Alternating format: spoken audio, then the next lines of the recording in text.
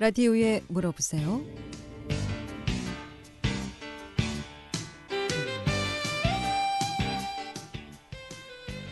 여러분 안녕하십니까? 라디오에 물어보세요. 진행의 김혜정입니다. KBS 원주방송국 라디오에 물어보세요는 매주 월요일부터 금요일까지 우리 생활과 밀접한 다양한 분야의 생활 상담을 해드리고 있습니다. 오늘은 법률 상담입니다. 최유덕 변호사 모시고 법률 상담하겠습니다. 오늘 유치권과 명의신탁에 관해서 상담을 좀 하겠고요. 이 밖에도 상가주택 임대차 보호법이라든가 가사분쟁, 땅 문제, 명예훼손, 또 친권이라든가 양육권, 고소고발권, 또 사고나 분쟁으로 법률적 조언이나 상담 필요하신 분은 지금 전화 주시면 전문가의 상담 받을 수 있겠습니다. 상담 전화번호 알려드립니다. 이용호 씨 상담 전화는 764국에 6335번, 764국에 6336번 두 대의 전화 준비되어 있고요. 또 전화 참여가 어렵거나 번거로운 분들은 50원의 정보 이용료에 있는 문자 샵 8950 샵 8950으로 상담해 주시면 되겠습니다. 최유덕 변호사 모시겠습니다. 안녕하십니까? 예, 안녕하십니까. 네. 최유덕 변호사입니다. 자, 오늘 유치권에 대해서 좀 알아보도록 하겠는데요. 이 유치권이 어떤 의미죠? 그 유치라고 하는 것은 그러니까 법적으로는 인도를 거절한다 이런 의미거든요. 네. 그러니까 유치라고 하는 것은 자기 지배 하에 이제 어떤 물건을 묶어둔다는 의미로 이해하시면 되는데요. 네. 그 지금 우리 법상 그 담보물권 중에 하나로 민법에서 유치권을 규정을 하고 있습니다. 근데 아주 옛날에는 이제 유치권 규정은 있지만 실제로 그 유치권이 어떤 경우에 문제가 되는지도 이제 좀 애매했었고 그리고 그 유치권이 문제가 되는 사안들이 그렇게 많지는 않았었는데요. 네. 근데 이 유치권이 그 효력을 발휘하게 된 시점은 이제 공사대금 채권과 관련돼서 유치권이 중요한 의미를 가지게 되면서 그 유치권에 대해서 여러 가지 판례들도 나오고 그 부분에 대한 어떤 논문들도 나오고 이렇게 실무적으로 이제 많이 문제가 되고 있는 상황입니다. 주로 이제 신도시 이제 들었을 때 특히 이제 혁신도시 지나다 보니까 유난히 유치권 행사해가지고 플랜카드가 많이 붙어 있어요. 그런 경우에는 대금이 다 결제가 안 됐다 이렇게 좀 봐야 되는 건가요? 예, 그렇습니다. 그러니까 공사대금 같은 경우. 예, 그 유치권이 가장 문제가 많이 되는 사안은요. 네. 공사대금 채권에 관련돼서 유치권이 가장 문제가 많이 됩니다. 그러니까 공사업자가 공사를 마쳤는데도 불구하고 공사대금을 지급을 못 받는 경우에 그 본인이 공사하고 있는 현장에 대해서 그 지배 관리를 하면서 유치권 행사를 하는 경우들이 유치권 행사의 전형적인 예로 나타나고 있고요. 네. 그래서 요즘 이제 거리를 다니다 보면 건축 중인 건물에 유치권 행사 중이라는 프랜카드가 걸려 있고 펜스가 쳐져 있는 것들을 네. 보는 경우들이 흔한데요. 그런 경우가 그 제가 말씀드리는 유치권 행사의 가장 전형적인 경우라고 할 수 있습니다. 네. 이런 경우 보통 이제 협의가 잘 안 되나 봐요. 그러니까 이제 건물주가 권리 행사를 못하는 상황인 거죠. 보통 이런 유치권 행사가 돼서 그 경매로 넘어가는 경우들도 많던데 말이죠. 그 유치권이라고 하는 것은 네. 결국에는 경매 신청권은 인정이 됩니다만 원래는 그 우선 변제권은 인정이 안 되고요. 네. 그러나 실질적으로는 유치권이 있는 사람한테 결국에는 그 유치권의 피담보 채권이라고 하는 공사대금 채권이나 이런 것들을 변제를 해야만 그 물건, 그 부동산을 경락을 받은 사람이나 이런 사람들이 가져올 수 있기 때문에 실질적으로 그 유치권에 대해서는 최우선 변제권이 사실상 인정되는 그런 그 실질은 그렇습니다. 그러니까 유치권에 근거해서 경매 신청할 수가 있지만 그 법상 우선 변제권이 인정은 안 됩니다. 하지만 실제로 벌어지는 상황들을 보면 그러니까 유치권자한테 결국에는 유치권을 행사하게 된 그 채권에 대해서 변제를 해야만 그 물건이나 토지나 이런 건물을 경락을 받은 사람이 그 가져올 수 있기 때문에 인도받을 수 있기 때문에 사실상은 우선 변제권이 실질적으로는 있다 이렇게 볼 수 있는 겁니다. 근데 사실 이렇게 유치권이 있는 물건에 대해서는 경매해서 이득을 보긴 쉽지 않다고 그러던데요. 그러니까 유치권 네. 같은 경우 유치권 신고가 돼 있는 네. 그런 경매 절차에서 유치권 신고가 돼 있는 부동산에 대해서 경락을 받은 경우에는 받은 경우에는 결국에는 유치권자의 채권 자체를 해결해 줘야 되는 문제가 다 있기 갚아야 때문에 네.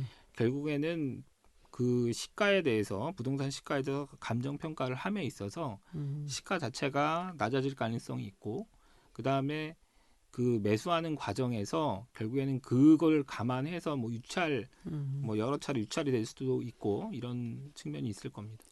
자, 그렇다면 이제 유치권을 행사한 그 공사업자 입장에서는 어떤 방법이 있습니까? 이 돈을 받기 위해서는?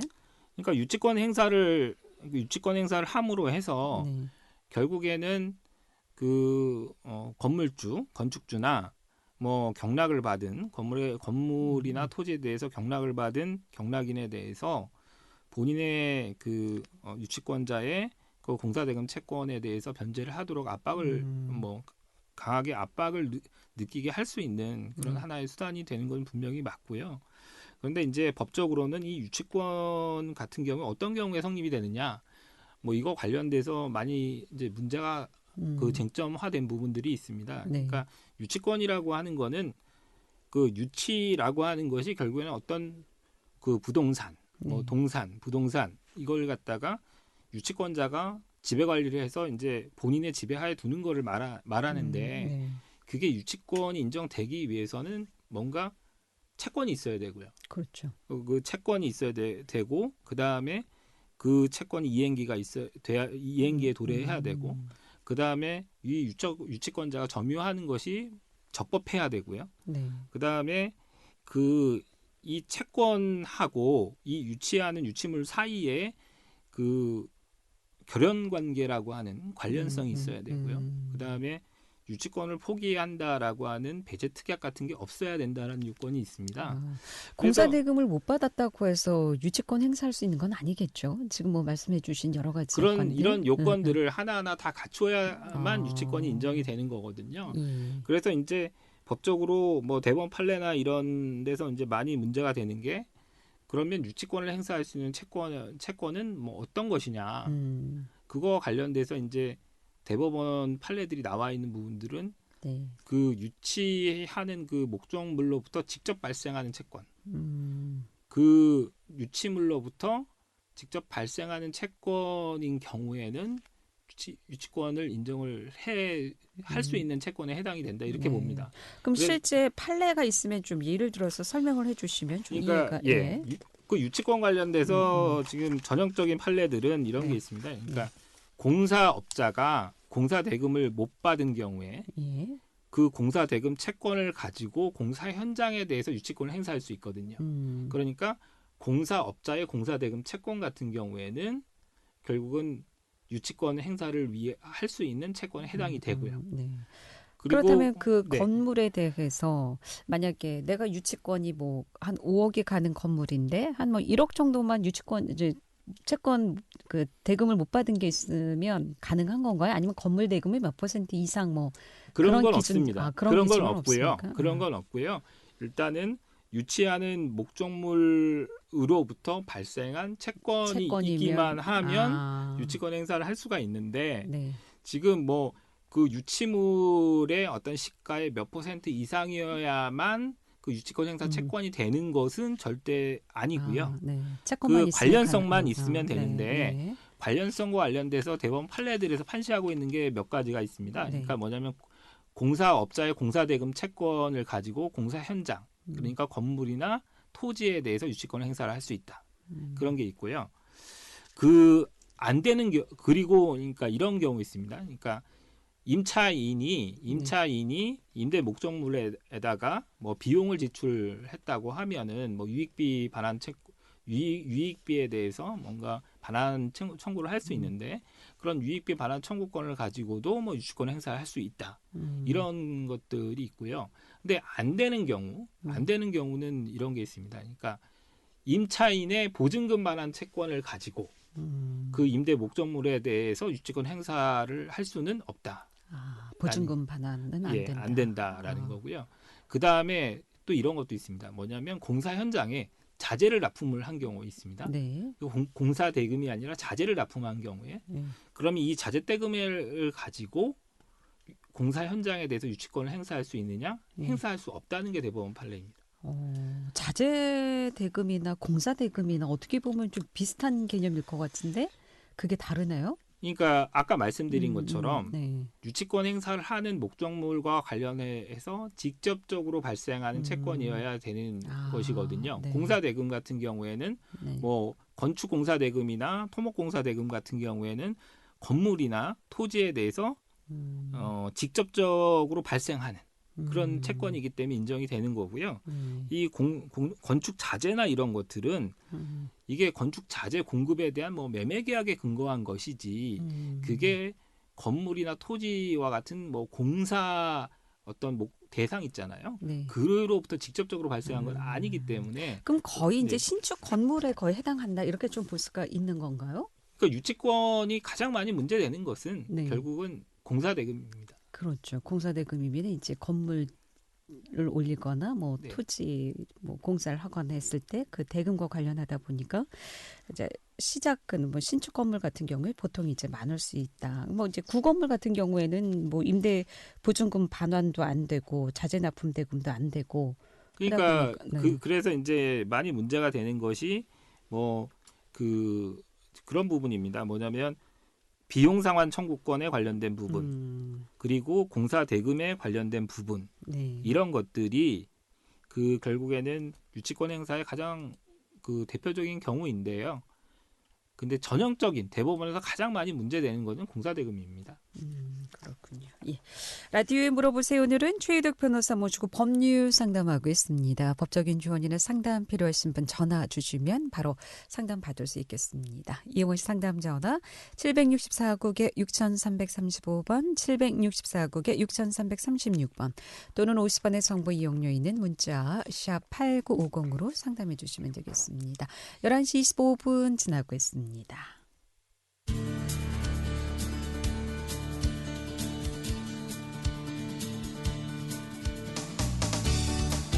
여러분께서는 KBS 원주방송국에서 진행해드리는 라디오에 물어보세요를 듣고 계십니다. 라디오에 물어보세요는 매주 월요일부터 금요일까지 실생활에 필요한 생활 상담을 해드리고 있습니다. 라디오에 물어보세요. 지금 여러분의 상담 전화를 받고 있습니다. 전화 주실 곳은 764-6335번, 764-6336번입니다. 지금 전화 주시면 전문가와 바로 상담하실 수 있습니다.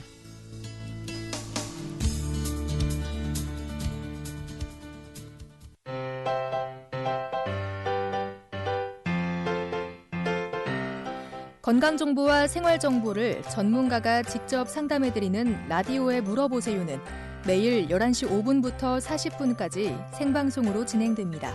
이 방송은 KBS 원주라디오 유튜브 채널을 통해 다시 들으실 수 있습니다.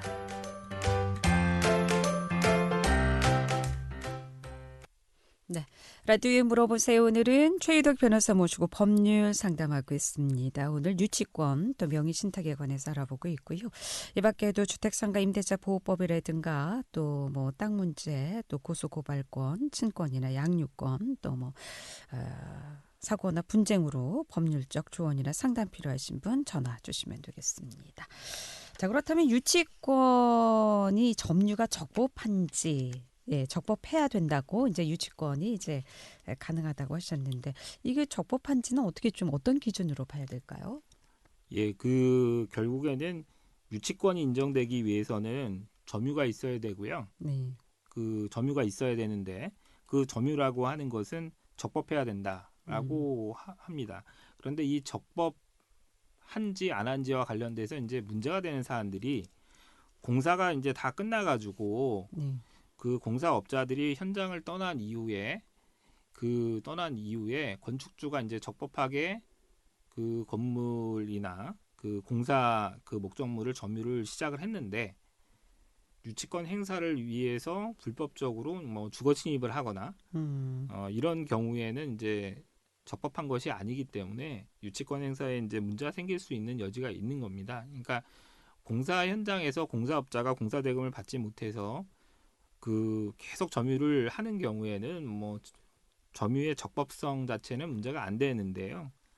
아까 말씀드린 것처럼 공사업자가 공사 현장을 떠난 다음에 그 건축주의 동의를 받지 않고 공사 현장에 들어와서 불법적으로 주거 침입 등이나 불법적인 방법을 통하여서 점유를 개시를 한 경우에는 유치권 행사가 인정되지 않는다는 것입니다. 그러니까 공사업자 동의가 있어야 되는 건가요? 그런 경우가? 공사업자가 네. 건축주의 동의를 받고 이제 공사를 시작하지 않습니까? 네. 그렇기 때문에 공사를 쭉 하는 상황에서 저기 돈을 공사 대금을 안 주니까 유치권 행사를 하는 그런 경우는 특별히 문제가 안 되는 것인데 네.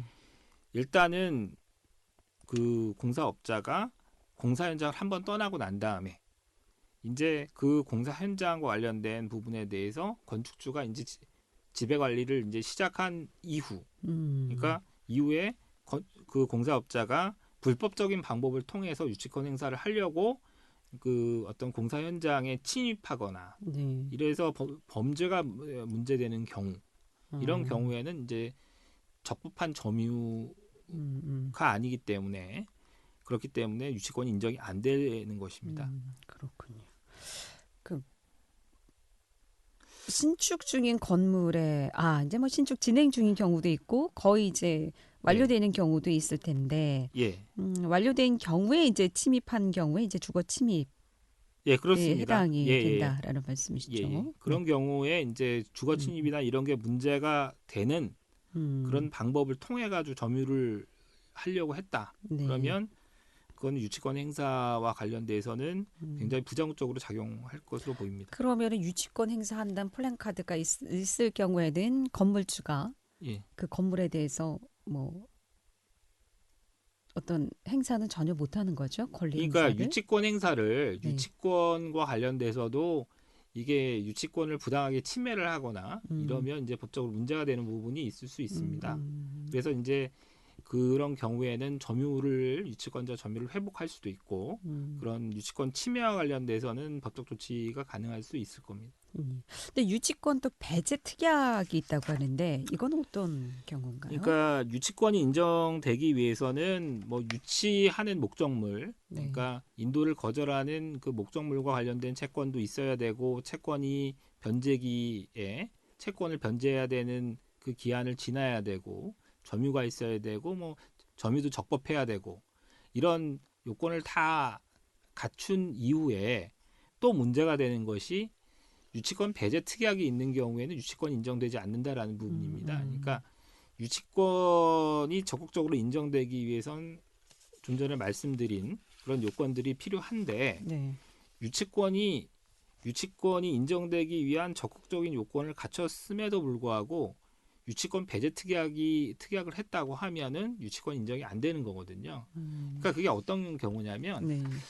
그 요즘은 건물 지을 때 자기 돈으로 건물을 다 짓지 않고 은행에다가 은행에서 대출을 내는 방식으로 합니다. 그걸 보통 기성고 대출이라고 하는데 기성고 대출이라고 하는 것은 건물이 이제 올라가는 그러니까 건물이 건축이 되는 정도 그걸 기성고라고 얘기를 합니다. 그러니까 10% 지었느냐, 네. 20% 지었느냐, 30% 지었냐, 뭐 50% 지었냐, 뭐 이게 기성고라고 하는데 기성고율에 따라서 대출이 나올 수 있는 거죠. 그러니까 은행에다가 신축 건물을 지을 때 뭐 은행하고 얘기를 해서 공사대금 은행으로부터 조달을 하는데 건물이 완공이 되면 뭐 은행의 근저당권을 설정해 주는 조건으로 결국에는 기성고 대출을 할 수가 있습니다. 그런데 기성고 대출을 하는 경우에 은행에서도 나중에 혹시나 공사업자가 유치권 행사를 할 수도 있으니까 그렇죠. 가능성이 예, 있죠. 그래서 그런 경우에 유치권 포기각서를 받아서 공사업자가 유치권을 행사하지 못하도록 공사업자한테 은행에서 유치권 포기각서를 받는 방식으로 그런 경우도 있습니까? 예, 그거 굉장히 많이 이루어집니다. 그러니까 그 자기 돈으로 건물을 다 짓는 게 아니라 은행 돈을 가지고 건물을 짓는데 은행에서는 결국에는 공사 대금을 지급하는 목적으로 결국엔 대출을 내주는데 그 본인들의 대출과 관련돼서는 근저당을 나중에 잡아야 설정 받아야 되기 때문에 유치권 행사를 어떻게든지 발생시키지 않으려고 이제 하고요. 그렇기 때문에 유치권 포기각서가 굉장히 의미가 있고요. 유치권 포기각서가 있으면 유치권 인정이 되질 않습니다. 아, 그러면은 계약할 때 네. 건물 지을 때 아예 그런 계약서에 배제 특약을 뭐 배제 계약하고 특약을 작성을 하고요. 네. 그 포기 특약, 네. 포기 각서를 받습니다. 유치권 아, 포기 각서를 은행에서. 공사업자한테 네. 받고요. 그 받은 경우에 그걸 은행에다 제출하도록 하는 방식에 의합니다. 그런데 최근에 이제 제가 하고 있는 사건이 하나 있는데요. 제가 여기서 이제 꼭 말씀드리고 싶은 것이 어떤 거냐면 유치권 포기 각서와 관련돼서는 공사업자, 그러니까 예를 들면 건축주가 공사 계약을 한 공사업자한테만 유치권 포기 각서를 받으면 절대로 안 된다는 겁니다. 유치권 포기 각서는요. 네. 그 건축주가 예를 들면 건축주가 공사 계약을 해가지고 공사업자 있지 않습니까? 네. 그럼 그 공사업자가 또 하도급을 해주고 또 하도급을 또 해주고 이런 식으로 하도급에 재하도급에 이렇게 쭉 갈 수가 있거든요. 네. 그런 경우에는 모든 공사업자들한테 유치권 포기각서를 받아야만 유치권을 행사를 막을 수가 있는 것이거든요. 아, 그러면은 그 하도급을 주는 업체에서 유치권을 그럼 할 수 있다라는 말씀이시나요? 그러니까 네. 일단은 특정 공사업자한테만 유치권 포기각서를 받으면 그 효력은 그 사람한테만 그렇죠. 그 미친다는 겁니다. 예, 라디오에 물어보세요. 오늘 유치권에 대해서 알아보고 있습니다. 이 밖에도 뭐 법적인 조언이나 상담 필요하신 분 지금 전화 주시면 상담 받을 수 있겠습니다. 이용하시 상담 전화 764국에 6335번, 764국에 6336번 두 대의 전화 준비돼 있습니다. 자, 그렇다면 이제 은행에서 이 공사업자한테 유치권 행사하지 않도록 뭐 이렇게 계약을 한다고 하셨는데 그렇다면 은행에서도 공사업체에게 대신에 내가 공사대금은 뭐 주인을 통하지 않고 은행에서 이렇게 바로 지급해 줄 수 있다. 뭐 이런 서로 그런 약정이 있어야 되는 거 아닌가요? 공사업자만 이 유치권 하지 않겠다고 그 특약을. 그러니까 그런 게 여러 가지 네. 그런 이제 안전장치들이 있기는 있습니다. 그런데 문제가 일단은 대출을 해주는 은행에서 대출을 해주는 것은 결국엔 건축주한테 대출을 해주는 거기 그렇죠. 때문에 그 아까 말씀드린 여러 가지 문제들이 생기고 그래서 공사업자 전원한테 유치권 포기각서를 받아야만 유치권 행사를 막을 수 있는 겁니다. 예. 자, 상담 전화 받습니다. 764국에 6336번 전화 주셨습니다. 연결하겠습니다. 여보세요.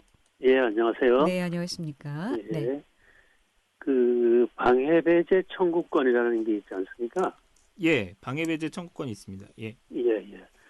그 우리 농지를 1978년경에 모 회사가 분할해서 샀어요. 매입을 했어요. 네. 그러니까 그 당시 측량을 해서 예. 매입을 했죠. 예. 거기에다 이제 건축물을 컨베어 벨트라는 공작물을 건축을 했는데 최근에 그거를 경제 측량을 해보니까 10여 평에 한 세 필지에 걸쳐서 경계를 침범한 상황인데 이 같은 경우에 방해배제 청구를 하면 어떻게 될까요? 그 방해배제 청구 관련돼서 결국에는 우리의 토지 경계를 넘어서 그 다른 사람의 시설물이 들어와 있다. 그렇죠. 그러니까 그거에 대해서 철거 청구를 하는 것을 뭐 방해배제 청구 이렇게 얘기를 할 수 있는 겁니다. 소유권에 기한 방해배제 청구권이 보통 그런 경우인데요. 지금 이제 방해배제 청구권과 관련돼서 가장 이제 뭐 논쟁이 될 수 있는 부분은 이 컨베이어 벨트가 들어와 있지 않습니까? 일부가. 그러면 들어와 있는 거에 대해서 철거를 원칙적으로는 소유권에 기해서 철거를 구할 수 있는 거는 맞는데 법적으로 이러한 사안에서 혹시 권리남용의 문제가 있는지 그 부분이 쟁점이 될 여지는 있습니다. 그렇겠죠. 그러니까 원칙적으로는 철거 청구가 가능한데 이게 철거 청구를 인정하는 것이 결국에는 그 전화 주신 선생님의 어떤 이득은 별로 없으면서 상대방한테 막대한 손해를 끼치고 가해 목적이 가해 의도나 가해 목적이 있을 뿐이다라고 판단이 된다면 네. 그러면 뭐 권리남용에 해당돼서 기각이 될 여지는 있습니다만 네. 통상적으로 권리남용 소유자가 본인의 권리를 행사하는 것을 권리남용이라고 평가하는 것은 굉장히 예외적인 경우이고요. 네. 이와 같은 경우에 그 철거 청구를 만일 하게 되면 법원에서 이제 원만히 조정을 하거나 뭐 또 그런 방법이 있을 수도 있고요. 판결로 가더라도 뭐 철거 판결이 날 수도 있을 겁니다. 그러나 이제 권리남용 그 부분은 법적으로 좀 쟁점이 될 여지는 있습니다. 예. 그러니까 이제 권리남용이라는 게 꼭 그 넘어온 경계의 면적, 침범의 면적의 다소에 따라서 결정되는 것인지 아니면은 그 상황이 그 현상이 침범한 자가 의도적인 목적으로 침범한 것인지. 네, 선생님. 예, 네. 예.